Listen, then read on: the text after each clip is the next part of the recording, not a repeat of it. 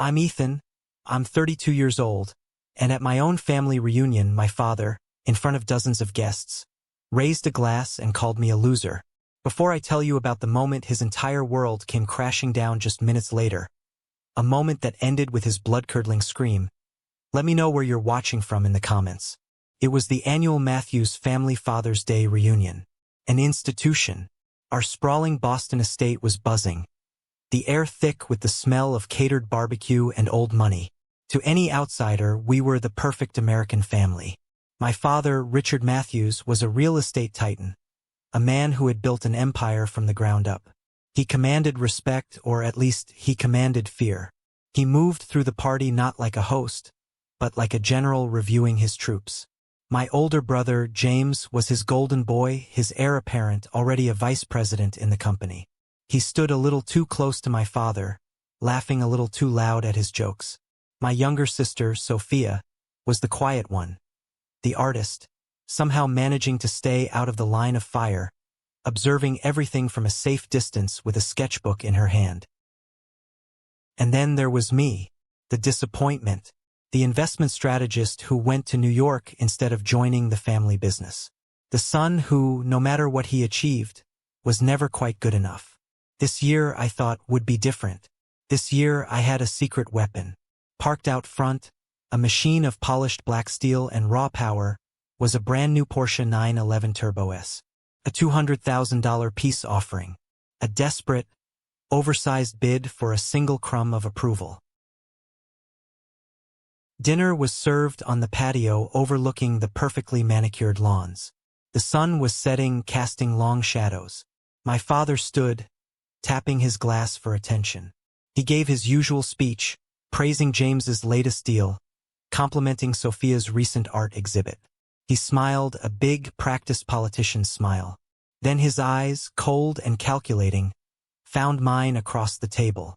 "I am a fortunate man," he boomed, his voice carrying across the silent crowd. "I'm proud of all my children." He paused, letting the words hang in the air. "Except for the loser sitting at the table." A few guests let out awkward, sycophantic laughs. My brother James smirked. My mother, Caroline, stared intently at her plate, her knuckles white around her fork. The world seemed to slow down. I felt every eye on me, waiting for me to crumble, to get angry, to make a scene. But I didn't. Instead, I calmly folded my napkin. I stood up, my chair making a soft scraping sound on the flagstones. I reached into my jacket pocket and pulled out a simple, white business envelope. I walked over to the head of the table and placed it squarely in front of my father's plate. His smug expression faltered, replaced by confusion. "For you, Dad," I said, my voice steady and clear. "Happy Father's Day." Then I turned and walked away. I didn't run. I walked past the stunned faces of my family, through the house, and out the front door. I got into the Porsche, the key fob feeling heavy in my hand. The engine roared to life, a beautiful, angry sound. As I pulled out of the long, winding driveway, my rearview mirror caught a flash of movement. My father, bursting from the house, the white envelope clutched in his hand. And then I heard it, even over the sound of the engine. A scream. It wasn't a scream of anger. It was the sound of a man watching his entire world burn to the ground. It was the sound of a world collapsing. That scream was the final, guttural punctuation mark on a 32-year-long sentence of quiet suffering. It was the sound of a dam breaking. To understand why that sound was, to me, the sweetest music, you have to walk back with me, through the long, polished, and utterly cold hallways of my childhood. I remember being 10 years old with a vividness that still feels raw. I'd poured my heart into studying for a history final, a subject that fascinated me, a world of stories so different from my own. For 2 weeks, I made flashcards. I reread chapters until the pages were soft. I practically lived and breathed the American Revolution. The day I got the test back, I saw the grades circled in red at the top and my heart soared. A B+. It was a solid, hard-earned B+. In my 10-year-old world, it was a triumph. I burst through the doors of our house, the screen door slamming behind me, and ran, my sneakers squeaking on the marble floors, towards my father's home office. That room was the center of our family's universe, the source of all power, a place that smelled perpetually of leather-bound books and the faint, acrid scent of his expensive cigars. The door was slightly ajar. I pushed it open gently. "Dad," I said, my voice filled with a breathless excitement. He was on the phone, his back to me, staring out the large bay window at his perfect lawn. He held up a single, imperious finger, telling me to wait. I stood there, vibrating with impatience, clutching the test paper in my sweaty hand. The paper felt like a golden ticket. He finished his call with a series of sharp, clipped commands, then swiveled his large leather chair around to face me. "What is it, Ethan?" he asked, his tone already laced with impatience. There was no warmth, just the tired sigh of a busy man being interrupted. "My history final, Dad. I got it back." I practically skipped over to his massive oak desk and held out the paper like an offering. He didn't look up from the documents he was already shuffling for a full 30 seconds that felt like an eternity. Finally, with an air of profound boredom, he took the paper from my hand. He didn't really look at it. His eyes just glanced at the grade, a flicker of acknowledgement, before he tossed it back onto the polished surface of the desk. It slid and came to a stop next to his gold pen holder. "A B+, he said. His voice was completely flat, devoid of any emotion. Why wasn't it an A? He didn't wait for an answer. He swiveled his chair back to his papers, the silent dismissal a physical blow. The conversation was over. I stood there, frozen, the golden ticket in my hand now feeling like a piece of garbage. The pride and excitement that had filled me up just moments before drained away, leaving a familiar, hollow, cold shame in its place.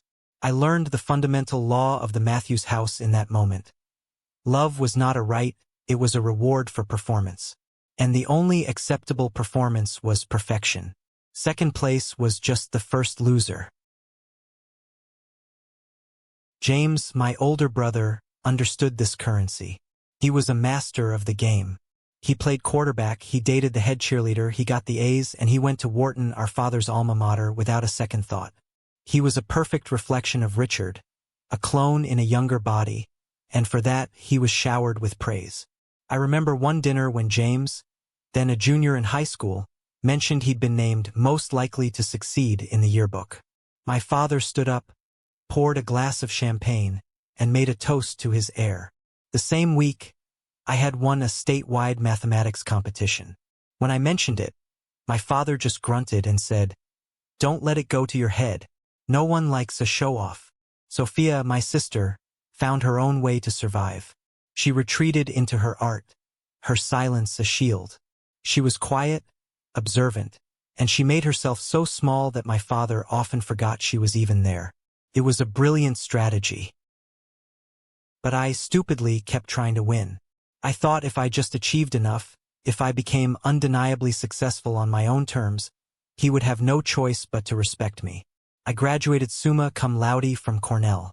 I worked 2 jobs through college, so I would never have to ask him for a dime. I clawed my way into a cutthroat investment firm in New York and became a vice president before I was 30. It was all for nothing. Every milestone was met with a grudging nod, a dismissive comment, or a pointed comparison to James's real-world work of building things with bricks and mortar. The Porsche was my last, desperate, all-in bet. It was a monument to my success, a $200,000 scream of, "Look at me! Are you insane, Ethan?" My best friend and colleague, David Sean, had said, his voice echoing in the noisy Wall Street bar where we were grabbing a drink. He was the only person I could be truly honest with. 200 grand? For a guy who introduces you as his other son? What are you trying to prove? I watched the foam on my beer settle. "It's not just a car, Dave," I argued, trying to convince myself as much as him. "It's a strategic investment. It's a language he understands. It's not about love anymore. It's about respect. Maybe if he sees that I can casually drop that kind of money, he'll finally see me as a peer, not a charity case." Maybe it opens the door for us to, I don't know, co-invest in something, to finally connect on his level. David just shook his head slowly, his expression a familiar mix of pity and frustration. He'd seen me go through this cycle for years. You're trying to buy a seat at a table where you were never welcome, man. His approval has nothing to do with your bank account. He was right. I knew he was right, but I was a gambler who was pot committed. I had to see the final card. What I didn't tell David, what I couldn't tell anyone, was the real reason for my reckless gamble. The secret ace I had up my sleeve. It had started 3 months earlier with something so mundane it was almost comical. A routine physical. My doctor, a new guy who was aggressively thorough, was reviewing my family medical history. So, your father's side has a history of hereditary cardiomyopathy, he said, tapping his pen on my chart. It's a genetic condition. Given your age, I'd strongly recommend we do a full genetic screening. Simple, non-invasive, just a blood draw. Better to be proactive. I agreed without a second thought. It was just another bit of data in a life obsessed with data. A few weeks later, an email popped up in my inbox with the subject line, "Your lab results." I opened the attached PDF, expecting to see a lot of medical gobbledygook. I scrolled down, looking for a simple positive or negative. Instead, a sentence, highlighted in a sterile gray box, jumped out at me. Patient shows no genetic markers for hereditary cardiomyopathy associated with the provided family history. I frowned. That was good news, right? A sigh of relief. But something felt off. I kept reading, scrolling through pages of data I didn't understand, until I reached the summary analysis at the end. And that's when my world tilted on its axis. A single, clinical, devastating sentence. Analysis of submitted genetic data indicates a 0% probability of paternity with individuals sharing the reported paternal lineage. 0%. The words swam before my eyes. Felt like a typo. A catastrophic, life-altering typo. I read it again and again. My heart started pounding. A wild, panicked bird trapped in my chest. A slideshow of my life flashed before my eyes. Every cold shoulder, every dismissive comment, every time I felt like a stranger in my own home. It wasn't my imagination. It wasn't me being too sensitive. It was real. I had to know for sure. This couldn't be some anonymous lab error. The following weekend, I flew home to Boston. I told them I wanted to take them out for an early Father's Day dinner. It was a perfect lie. While they were getting ready, I executed my plan. My hands were sweating, my heart thumping so loudly I was sure they could hear it upstairs. I walked into their master bathroom, a room bigger than my first New York apartment. His silver-backed hairbrush sat on the marble vanity. It felt like a profound violation, a crossing of a line I could never uncross. My fingers trembled as I carefully pulled a few strands of his dark, graying hair from the bristles. I sealed them in a small, sterile plastic baggie I'd brought from a pharmacy. I sent the sample to a different, highly reputable lab, paying an exorbitant fee for a rush paternity test. The week I waited for those results was the purest form of hell. I was a ghost at work. I sat in high-stakes meetings, nodding and giving analyses on autopilot, while my inner world was a screaming chaos. Every ping from my phone sent a jolt of adrenaline through me. The email arrived on a Tuesday morning. I saw the lab's name in the subject line and my blood ran cold.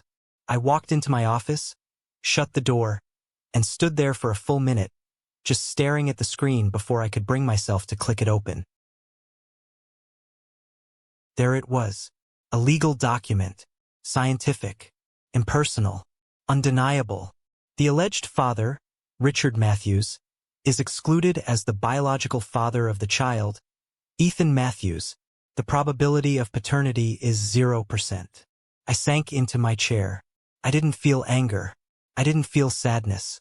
I felt a strange, chilling, profound sense of calm. It was the calm of a detective who had spent his life chasing a ghost, only to find a signed confession. It all made sense. My entire life, every confusing and painful interaction, was suddenly cast in a new, brutally clear light. He wasn't my disappointed father. He was just a man who had been raising another man's son. And he had made damn sure, in 1,000 subtle and not-so-subtle ways, that I never ever forgot I was the outsider. That's when I picked up the phone and bought the Porsche. It was no longer a plea for love. It was a prop. A beautiful, expensive, perfectly chosen prop for the final act of a play that I was now directing. David had been wrong. I wasn't trying to buy his approval. I was setting the stage to watch him burn. The day of the party was a masterclass in suburban hypocrisy. The sun was bright. The hydrangeas were in full, glorious bloom, and the air was filled with the forced laughter of people who secretly couldn't stand each other. I arrived to see the Porsche, not tucked away in the garage as he had ordered, but positioned like a museum piece at the very end of the circular driveway. It was the first thing every guest saw. It was gleaming, magnificent, and it was a lie. Richard was already taking credit for it, accepting compliments with a magnanimous wave of his hand, as if he'd chosen it himself. A son knows his father's taste. I heard him boom to one of his golf buddies. The taste of bile rose in my throat. I spent the first hour playing my part, a ghost at my own family's feast. I nodded, I smiled, I shook hands. My Aunt Carol, my father's sister and the family's resident gossipmonger, cornered me by the overflowing raw bar. She was a woman who could turn a compliment into an insult with surgical precision. "Ethan, darling," she cooed, squeezing my arm with fingers that felt like talons. "That car is just, well, it's a lot, isn't it?" She gave me a pitying look. "You always try so hard to impress him. It's really very sweet. Most boys give up by your age." Every word was a perfectly polished stone designed to make me feel small, to reinforce the narrative that I was the desperate child forever chasing an impossible goal. I just smiled. "He's worth it," I said, the lie tasting like ash. I saw my brother, James, holding court by the pool. He was retelling some story about a business trip, gesturing wildly, his audience of younger cousins and sycophantic junior employees laughing on cue. His fiancée, Jessica, a woman who looked like she'd been assembled from a catalog of country club aesthetics, hung on his arm, her diamond ring catching the sun. She spotted me and waved me over, her smile as bright and fake as a department store mannequin's. "Ethan, there you are," she chirped. "We were just talking about your car. Or, I guess, Dad's car now." She giggled. "James was saying he's going to have to get a new one to keep up." James clapped me on the shoulder, a gesture that was supposed to look friendly, but felt more like a claim of ownership. "Yeah, little brother trying to show the old man up?" he said with a wink to his audience. "Don't worry, I'm closing the Markham deal in the seaport next week. That'll be a real present for him. Something with bricks and mortar, not just 4 wheels." He was boasting, preening for his father who was just out of earshot. It was a perfect, arrogant performance. And I knew, from a source inside the Markham Group, that the deal was already dead. The irony was delicious. "I'm sure he'll love that, James," I said, my voice neutral. "I'm just happy to contribute."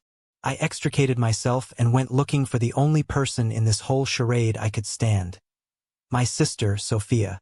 I found her on the far side of the lawn, under the shade of a massive oak tree, sketching in her notepad. She was the only person here who wasn't performing. "Escaping the madness?" I asked, sitting down on the grass beside her. She looked up and gave me a small, genuine smile. "Always." She looked back toward the party, her artist's eyes missing nothing. "He's in rare form today, isn't he? The great king surveying his lands." "Something like that," I said. She grew serious, lowering her voice. "Ethan, be careful tonight. Seriously." "Why?" I asked, feigning ignorance. "I heard him on the phone this morning. He was screaming. Something about the Markham deal. Apparently it completely fell through. James screwed up badly." She bit her lip, a nervous habit she'd had since she was a kid. "You know how he gets. When the golden boy tarnishes, he needs someone else to punish. And you're his favorite punching bag." Her concern was real, a small, warm spot in the icy landscape of the day. For years, she and I had communicated in this code, a language of warnings and shared, knowing glances. We were two survivors of the same shipwreck, clinging to the same piece of debris. "I'll be fine, Soph," I told her, trying to infuse my voice with a confidence I hoped was believable. "Don't worry about me. I can handle it." She didn't look convinced, but she let it drop.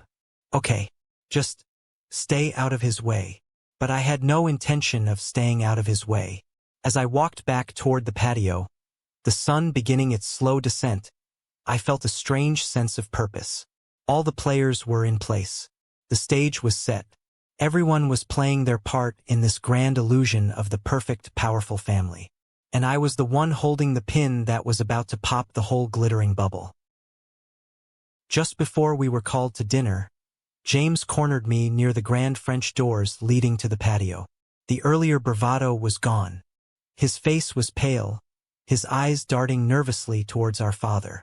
He'd clearly been given the news about the Markham deal. "Hey!" he said, his voice low and urgent. He was trying to sound intimidating, but it just came out as panicked. "Listen, Ethan. Dad's in a really bad mood. A really bad mood. So whatever you're thinking, don't say anything smart. Don't cause a scene. Tonight is not the night to rock the boat. It wouldn't be good for the family brand." He was sweating. The golden child was terrified. He wasn't warning me to protect the family. He was warning me because he didn't want any more of our father's volcanic anger directed his way. He needed me to be the lightning rod, just like always. "Don't worry, James," I said, my voice eerily calm. I looked him straight in the eye. "I'm not going to rock the boat." I paused. "I'm going to sink it." The color drained from his face. He opened his mouth to say something, but no words came out. I stepped around him and walked out onto the patio, taking my seat for the final supper. The air was getting cooler. A storm was coming. The world seemed to shrink until it was just the space between me and my father. The 60 feet of manicured lawn, expensive flagstone, and flickering candlelight might as well have been a boxing ring. The murmur of the guests faded into a dull hum, like the sound of the ocean heard from a great distance. My senses felt strangely heightened. I could smell the heavy, sweet scent of the white roses in the centerpiece, a smell I would forever associate with this moment. I could feel the slight tremor in the table as a server refilled a water glass nearby. I could taste the metallic tang of adrenaline in the back of my throat. My father cleared his throat, a theatrical sound that drew every last ounce of attention in the yard. He loved this part, the patriarch bestowing his wisdom, his approval, his judgment. His words could make or break your week, your month, your year. He held that power, and he savored it, rolling it around on his tongue like a fine wine before he spoke. "Every year," he began, his voice smooth and confident, "we gather here, not just as a family, but as a testament to what we've built." He gestured vaguely at the house, the grounds, the well-dressed guests.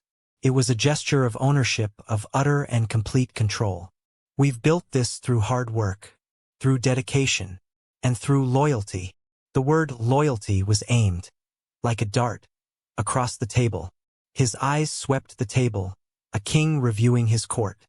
He nodded at James. "My son James understands this. He is out there every day, fighting in the trenches, continuing the legacy. He makes me proud." James visibly swelled with the praise, puffing out his chest and trying to look worthy. I saw the profound relief wash over him. He was safe. The public execution for the failed Markham deal was not going to be tonight. He shot a quick, triumphant glance at me. He then turned his gaze to Sophia, his voice softening ever so slightly. "And my daughter, Sophia, her creativity, her vision. She brings beauty to the family name. She makes me proud."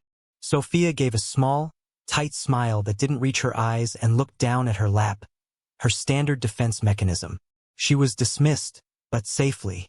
I knew what was coming next. It was a familiar, brutal pattern. Praise for them, a deliberate public silence for me. The omission was his favorite tool. It was a way of erasing me, of telling the world that I wasn't even significant enough to be mentioned. A ghost at the feast. But tonight, I could feel a different energy emanating from him. A darker intent. The failure of the Markham deal had left him wounded, and a wounded predator is the most dangerous. He wasn't just going to omit me. He was going to make an example of me. I looked across at my mother. Her face was a mask of strained neutrality, a porcelain doll on the verge of cracking. She was staring at the intricate design of the tablecloth, tracing it with her eyes, as if it held the answers to the universe. She was a professional at this, at disappearing in plain sight whenever my father went on the warpath. For a fleeting moment, a flash of hot, white anger shot through me, directed entirely at her. Why did you never stand up for me? Why did you let this happen for 32 years? The question screamed in my mind. A silent, bitter accusation. My eyes scanned the crowd. I saw our old housekeeper, Maria, standing by the kitchen door, her arms crossed. She'd been with the family since before I was born. She had changed my diapers, bandaged my scraped knees, and slipped me cookies when my mother wasn't looking. She saw everything. Her eyes, deep-set and sad, met mine for a split second, and in them, I saw a lifetime of pity and sympathy. It was a silent acknowledgement, a confirmation from a third party that I wasn't crazy. My treatment wasn't normal. She saw it too. That small, almost imperceptible nod from her strengthened my resolve. The envelope in my breast pocket felt less like paper and more like a block of solid ice. I could feel its sharp corners, its weight against my chest. My entire life, I had come to these family gatherings armed with nothing but a desperate, pathetic hope. Tonight I was armed with a fact as hard and undeniable as the granite foundation of the very house we were in. My father took another slow sip of his wine. He was drawing out the moment, building the suspense like a master showman. This was his stage, his production. He looked back at me, and a cruel, thin, anticipatory smile played on his lips. He was enjoying this. He was about to deliver the killing blow, and he wanted me to see it coming. I am a fortunate man, he repeated, his voice dropping slightly, becoming more intimate, more confessional, drawing the audience in closer. I'm proud of all my children. This was it. The line he'd practiced in his head. The words he'd carefully chosen to inflict the maximum possible damage in the most public way. My entire body tensed. My breath caught in my throat. The 10-year-old boy inside me, the one with the B+ history paper, was cowering, bracing for the impact. But the 32-year-old man, the one who knew the truth, just waited. I felt strangely disconnected, as if I were watching a movie of my own life. A movie whose explosive ending I had already written. The silence stretched, becoming a weapon in itself. And then, with perfect, devastating timing, he delivered the line. Except for the loser sitting at the table. The words didn't echo. They landed with a dead, heavy thud, sucking all the air out of the manicured patio. For a split second, there was a profound, absolute silence, the kind of silence that follows a car crash. No one knew how to react. People's smiles froze on their faces. Was it a joke? A horribly misjudged, cruel jest from a man who'd had too much expensive wine? Then the spell broke. A few of my father's oldest business cronies, men who had built their own smaller fortunes by riding his coattails, let out forced, barking laughs. It was the sound of loyalty being performed, an ugly and jarring noise in the stillness. Across the table, James, basking in the glow of his own safety, allowed himself a small, smug smirk. He couldn't help it. The relief and the lifelong resentment of me were too powerful. He shot me a look that was pure, triumphant condescension. See? This is what you get. This is who you are. His fiancée, Jessica, ever the follower, giggled nervously, covering her mouth with a perfectly manicured hand. The rest of the guests, dozens of them, just shifted uncomfortably in their expensive seats. Their eyes darted from my father's triumphant face to my own, then quickly away, as if they were afraid of getting caught in the crossfire. They were witnessing a public flaying, a ritual humiliation, and they didn't know whether to look away in shame or stare in morbid fascination. My mother's face, if it was possible, grew even paler. She looked like she might be physically sick. She squeezed her eyes shut for a long moment, a silent, futile prayer that this wasn't happening. And me? I just sat there. I let the insult hang in the air like poison gas. I let the sycophantic laughter echo and then die down. I let the full weight of his casual, public cruelty settle over the patio. I wanted everyone to feel it. I wanted them to sit in the uncomfortable silence and be forced to acknowledge what kind of man Richard Matthews truly was. I wanted them to be witnesses. Then, when the silence returned, thicker and more suffocating than before, I moved. There was no anger in my movements. There was no haste. There was just a calm, deliberate precision that was more unsettling than any outburst could have been. I picked up my heavy linen napkin, folded it neatly, and placed it beside my plate. I pushed my chair back from the table. The scraping sound of its legs on the flagstones was unnaturally loud, a single sharp sound in the dead air. I stood up. Every eye was on me now. They expected me to yell, to curse him out, to storm off in a tearful rage. They expected a show, a dramatic scene that would give them something to whisper about for weeks. I was going to give them one, but it was not the one they were anticipating. My father watched me from the head of the table, a triumphant, challenging glint in his eye. He thought he'd won. He thought he had finally, definitively broken me in front of the entire world that mattered to him. I began to walk. I walked the length of the table, my footsteps measured and steady. The path felt 100 miles long. I could feel the heat from the candles as I passed.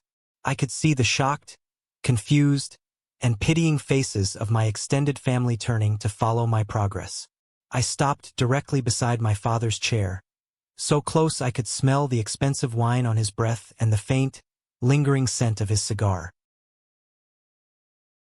He had to crane his neck to look up at me.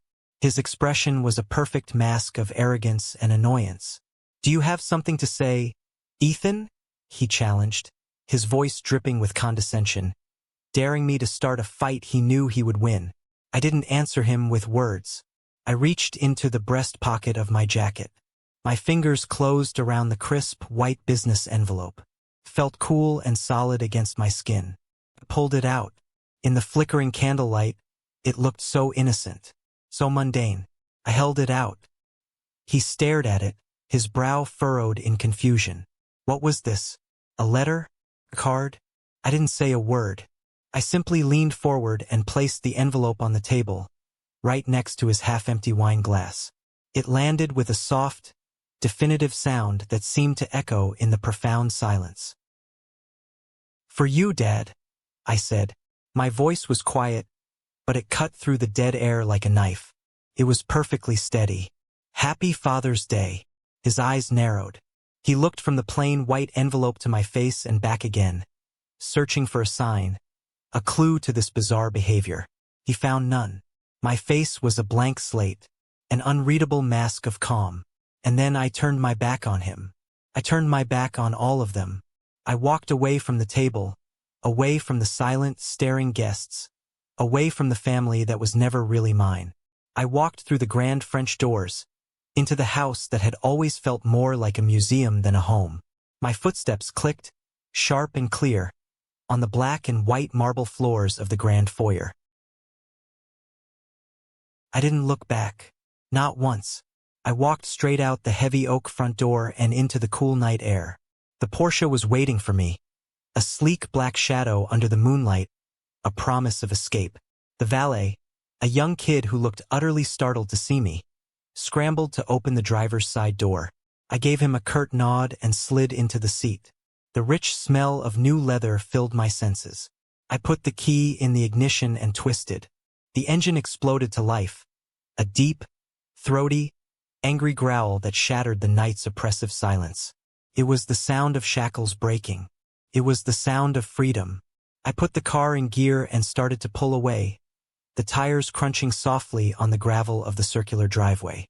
As I completed the turn to head for the road, I glanced in my rearview mirror.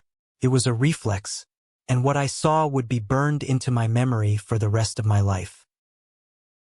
The front door of the house flew open with such force that it slammed against the stone wall. My father, Richard Matthews, stumbled out onto the porch. He looked wild. His perfectly coiffed hair was a mess, as if he'd been tearing at it. His face, usually a carefully composed mask of controlled power, was contorted with a raw, primal emotion I had never seen on him before. It was a terrifying cocktail of disbelief, horror, and incandescent rage. In his trembling hand, he was clutching the contents of the envelope, the paternity test results. He looked from the paper to my departing car, his mouth opening and closing silently, like a fish gasping for air. He took a staggering step forward, then another, as if he was going to try and run after me. And then he screamed. It wasn't the bellow of an angry man. It wasn't the yell of a frustrated patriarch. It was a raw, guttural, animal sound of pure, soul-deep agony. It was the scream of a king who had just watched his crown melt, his castle crumble to dust, and his entire identity vaporize before his very eyes. It was the sound of a lie he had built his entire world upon for 32 years, finally violently detonating. I pressed my foot down on the accelerator. The Porsche leaped forward, eating up the long tree-lined driveway. I didn't look back again. I drove into the darkness, leaving the sound of his scream and my entire former life behind me. I drove for what must have been an hour, maybe more. The city lights of Boston streaked past my windows, a blur of red and white and gold. I had no destination in mind. I just drove. The Porsche, the car that was meant to be my grand gesture of appeasement, had become my escape pod. Its engine was a low, comforting hum, the only sound in my self-imposed bubble of silence. I wasn't running from something. I was driving toward an unknown, undefined freedom. Eventually, the adrenaline began to fade, replaced by a profound, bone-deep exhaustion. I saw the glowing sign of a sleek downtown hotel and, on impulse, pulled into the valet lane. I needed a neutral space, a sterile room with no memories, no ghosts. I checked in, the concierge giving me an appreciative look as he took the keys to the Porsche. I rode the silent, swift elevator up to my room on the 25th floor. From the floor-to-ceiling window, the city looked like a carpet of scattered jewels. It was beautiful and completely impersonal. It was perfect.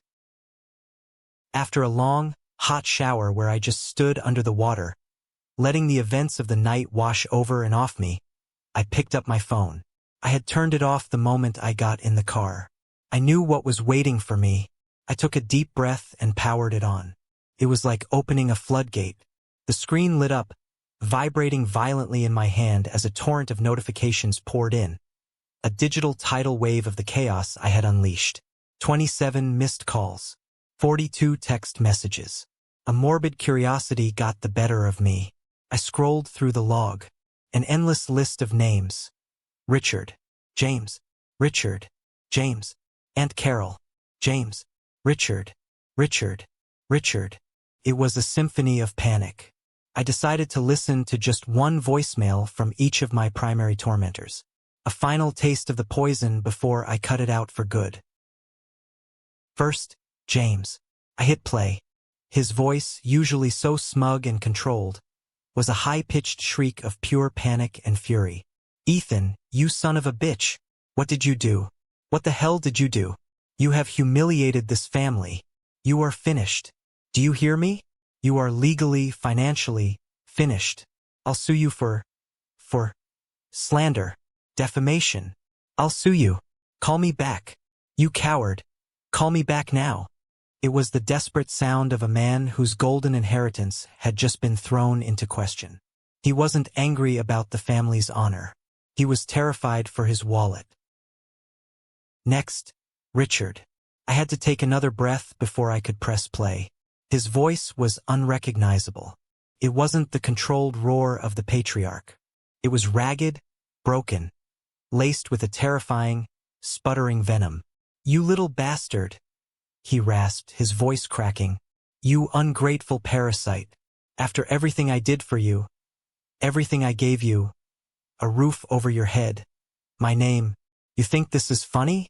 You have no idea what you've done. You've destroyed this family. You've destroyed your mother. She's a wreck. This is all your fault. You are no son of mine." The last 4 words were choked out, a strangled sob of pure, unadulterated hatred. "You are no son of mine." The very words that were, for the first time in my life, a profound and welcome relief. I calmly deleted both voicemails. I wasn't going to let their poison take root. Not anymore. I was about to turn the phone off again when an incoming call lit up the screen. It was Sophia, the only one I wanted to talk to. I answered. "Ethan? Oh my God. Ethan, are you okay?" Her voice was small and shaky, a child's voice. "I'm fine, sophomore. I'm at a hotel downtown. I'm safe." I could hear shouting in the background of her call. A man's voice, raw and furious. It was Richard. "Where are you?" she whispered, clearly hiding in a closet or a bathroom. "Don't worry about it. Tell me what's going on there," I said. She took a shaky breath. It's a war zone, Ethan. I've never, ever seen anything like it. After you left, Dad he just stood there on the porch, shaking and making this horrible noise. All the guests, they just evaporated. They scurried away to their cars like rats. It was so quiet. Then James went out to talk to him, and he started yelling at Dad, asking what was going on. And Dad turned on him. Her voice dropped even lower. He slapped him, Ethan, hard, right across the face. He screamed at him. Even he was better at hiding things than you. He kept yelling that James was worthless, a failure. It was horrible. I felt a cold knot form in my stomach. The beast, wounded, was now devouring its own young. The foundation of their entire relationship, Richard's pride in his perfect son, had crumbled in a matter of minutes. "What about Mom?" I asked, my voice softer now. "She locked herself in her bedroom. She won't come out. She won't talk to anyone," Sophia said, her voice cracking. "Ethan, please just tell me, what was in that envelope?" I paused, choosing my words carefully. "The truth, sophomore, for the first time. Just the truth." I told her I was safe and promised I'd call her tomorrow. After we hung up, I sat in the profound silence of the hotel room. The glittering city lights my only company. The chaos I had created was miles away, a distant echo. For the first time in my entire life, I felt a sense of peace. It wasn't happiness, not yet. It was the quiet that comes after a violent tornado has passed through, leveling everything in its path. The air finally was clear. I was about to turn my phone off for the night, for real this time, when one last message notification pinged. It wasn't an angry call. It wasn't a threat. It was a simple text message. From my mother. The words were typed out, small and black on the white screen, devoid of the emotion a voice would carry. But they hit me with the force of a physical blow. "Ethan, I beg you. We need to talk. Please." I didn't reply to my mother's text that night, or the next morning. I let her plea hang in the digital ether. For 2 weeks, I lived in a self-imposed cocoon of silence. I went to work. I built complex financial models. I advised clients on multimillion-dollar deals. I functioned. On the surface, my life was the same meticulously organized machine it had always been. But underneath, the entire tectonic plate of my identity had shifted, and I was dealing with the seismic aftermath. I started seeing a therapist, Dr. Sharma, a sharp, insightful woman with kind eyes and a no-nonsense attitude. In our first session, I laid out the whole sordid story. When I was done, she looked at me and said something that stuck with me. "You've spent your entire life auditioning for a role you were never cast in, Ethan. The great tragedy is that you were the only person who didn't know the play was a farce. The question now is, who are you without the audition? It was a terrifying and liberating question. After 2 weeks of silence, I finally sent my mother a one-line text. A cafe in Brookline, Saturday, 2 p.m. I chose the place. I set the time. It was a small thing, but it was the first time in my life I had ever dictated the terms of engagement with my family. She was already there when I arrived, sitting at a small table in the corner. She looked smaller than I had ever seen her, stripped of the regal posture she always adopted as Mrs. Richard Matthews. She looked like a woman named Caroline. She looked tired, frightened. She clutched her coffee cup with both hands, as if it were a life raft. I sat down. The silence between us was heavy, thick with 32 years of unspoken words. "Ethan," she started, her voice a fragile whisper. "I am so sorry." I looked at her, my face a mask. I felt nothing, just a vast, cold emptiness. "Sorry for what, Mom?" I asked, my voice flat and clinical. "Sorry for 32 years of lying? Or just sorry that I finally found out?" The directness of the question seemed to shatter her composure. A tear escaped and traced a path down her cheek. "Both," she choked out. "God, Ethan, both." And then the dam broke. In a torrent of words, a story filled with shame and regret and fear. The truth I had always deserved to hear finally came out. His name was Thomas Keller. He was her college boyfriend, her first love. An aspiring musician, a poet, the kind of romantic, impractical boy a girl like her was supposed to have a fling with before settling down with someone suitable. They were young, in love, with no plans beyond the next semester. Then she found out she was pregnant. Thomas, she said, panicked. He was 21, broke, and terrified. He wasn't ready to be a father. He disappeared.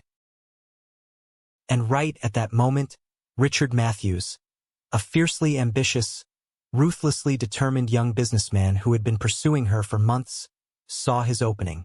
He wasn't romantic. He was a transaction. He made her an offer, a business proposal. He would marry her immediately. He would give the child his powerful, respected name. He would raise him as his own. He would provide a life of immense wealth, of security, of social standing. All he asked for in return was her absolute loyalty, and for the past and Thomas Keller to be buried so deep it could never be found. She was 20 years old, terrified, abandoned, and facing a scandal that would have destroyed her in their conservative world. She accepted the deal. "He knew," I said. It wasn't a question. It was a statement. She nodded, tears streaming down her face now. "He knew from the very beginning, and he used it, Ethan. He held it over me. It was his trump card. Every argument we ever had, every time I disagreed with him on how to raise you or James, every time I tried to stand up to him, he would remind me. He would say, 'Don't forget who saved you, Caroline.' And he could never, ever separate you from that. Every time he looked at you, he didn't see a son. He saw my mistake. He saw another man." The confession didn't bring the explosion of anger I expected.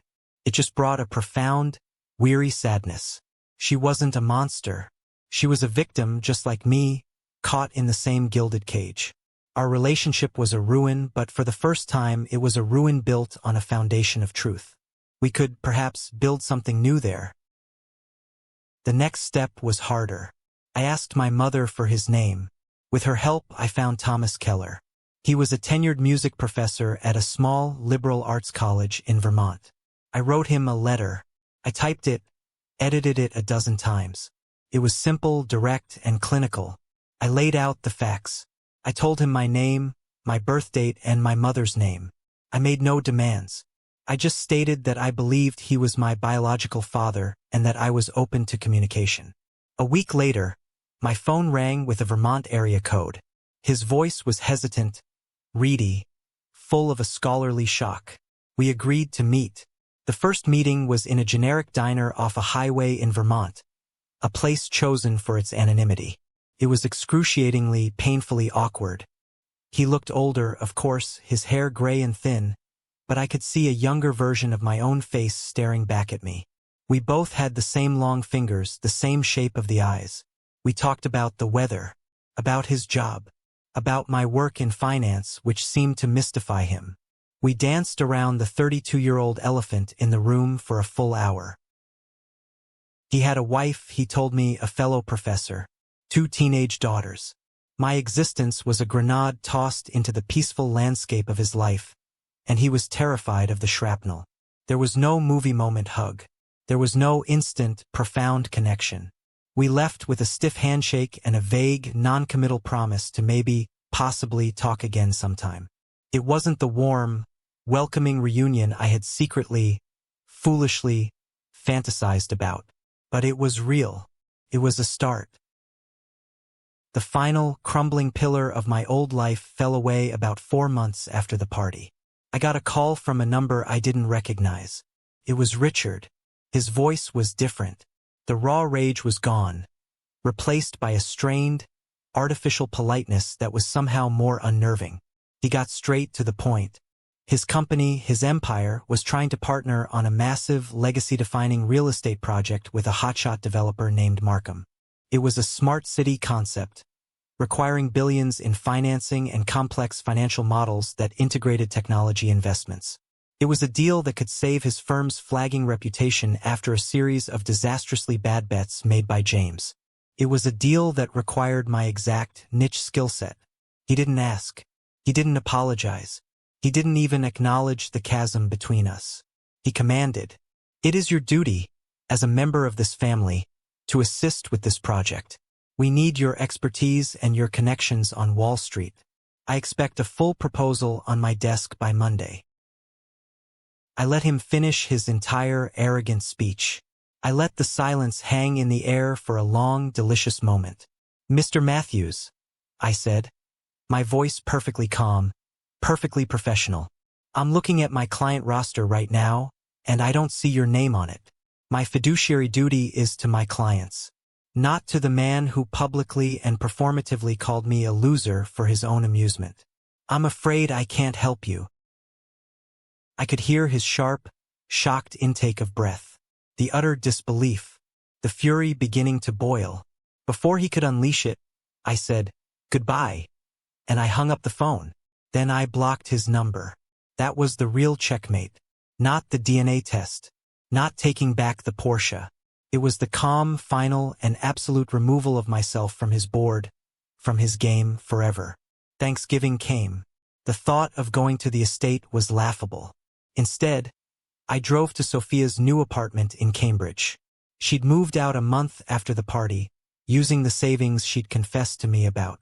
We ordered pizza and watched old, black and white movies. It was quiet, simple, and the most peaceful holiday I'd had in my entire life. During a commercial break, my phone rang. It was my mother. "I just wanted to say Happy Thanksgiving, Ethan," she said, her voice quiet. "Richard decided not to come to dinner with my side of the family today. It's a very quiet here." There was a pause, and I could hear her take a breath. "I'm proud of you, son. Not for your job or your money or any of that. I'm proud of the man you are." It was the one thing I had waited my whole life to hear, and it came at the one moment when I finally realized I didn't need to hear it to be whole. It's been over a year since that Father's Day, a day that feels like it happened in another lifetime, to another person. My life today doesn't look like a Hollywood ending where all the broken pieces are perfectly glued back together. It looks like reality, messy and complicated and beautiful, and for that, I am profoundly grateful. My relationship with my biological father, Thomas, is a work in progress. It isn't a fairy tale. There was no magical, instant bond. It's a slow, sometimes awkward, sometimes surprisingly easy process of getting to know a stranger who happens to share my DNA. We have coffee about once a month. I've met his wife, a kind, intelligent woman who has shown me more grace than I had any right to expect. I've met his daughters, my half-sisters, who look at me with a mixture of curiosity and confusion. It's complicated for everyone, but we're navigating it. We're trying. And I've learned that for relationships, sometimes, trying is the most important part. My relationship with my mother is being rebuilt from the ground up, on a new foundation of truth. It's not easy. The guilt she carries for her 32 years of silence is immense, and the deep well of resentment I held for so long doesn't just evaporate overnight. There are difficult conversations. There are tears. But we talk. We really talk. For the first time ever. We are slowly, carefully, learning to be a different kind of mother and son, one not defined by a secret. I haven't spoken to Richard or James since that day. I have no desire to. I hear things, of course, through Sophia. The company is struggling. Richard's reputation took a massive hit after the Markham deal publicly collapsed. His relationship with James is toxic, poisoned by blame and mutual disappointment. He is a king in a rapidly shrinking kingdom, a ghost rattling around a huge, empty house full of bad memories. I don't feel hatred for him anymore. I don't feel anger. I don't feel anything at all. He's just a name in a story that's finally over. Sophia and I are closer than ever. She and my friend David, who stood by me through all of this, they are my family. I'm learning that you don't just inherit a family, you build one. You choose it. And it's a structure built not on blood or obligation, but on respect, honesty, and showing up for each other when it counts, no matter what. Dr. Sharma was right. For so long, my life was an endless, exhausting audition. My success, my ambition, my entire being was a desperate attempt to prove my worth to a judge who was never, ever going to give me a passing score. The greatest discovery I made wasn't about who my father was. It was about who I am when I stop auditioning. I am a man who is good at his job. I am a man who is a loyal friend and a loving brother. I am a man who is finally, after 32 years, at peace in his own skin, on his own terms. The biggest lie I was ever told wasn't that Richard Matthews was my father. It was that I needed him to be. Thank you for listening to my story. I hope it resonated with you in some way. Have you ever been in a situation where you had to choose between a difficult truth and a comfortable lie? Share your story in the comments below, and don't forget to like this video and subscribe so you don't miss what's next.